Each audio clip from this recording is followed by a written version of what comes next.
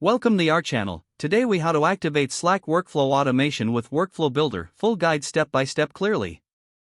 Open Slack and log into your workspace.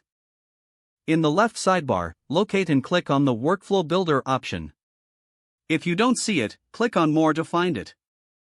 Once inside Workflow Builder, click on the Create button to start a new workflow. Give your workflow a descriptive name that reflects its purpose. You'll see different types of triggers to choose from. Select a trigger that best suits your workflow needs. For example, you can choose new channel or form submission. After selecting a trigger, click Add to proceed. Now, it's time to define your workflow steps. Click on the Add Step button to include actions that you want to automate.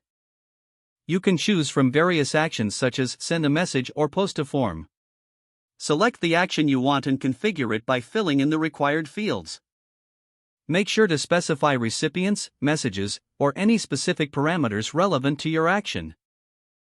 Once you've added all desired steps, review them for accuracy.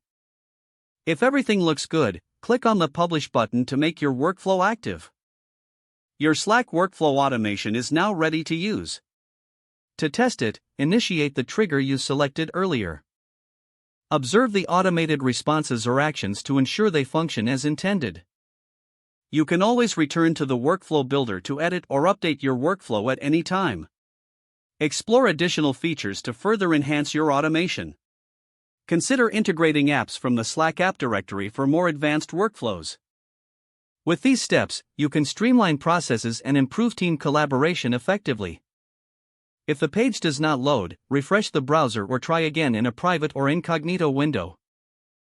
Make sure you are using the correct email address, then retype it carefully to avoid small typos. If your password is not accepted, use the reset option and create a new strong password you can remember. Check your spam folder for verification or security emails, then complete any requested confirmation steps. Enable two-factor authentication if available to improve account security and reduce unauthorized access risk. After signing in, review your profile details so your contact information and settings are accurate and current. If you see an error message, note it down and try again after restarting your device and internet connection. Don't forget to like this video and subscribe to our channel for more step-by-step tech guides.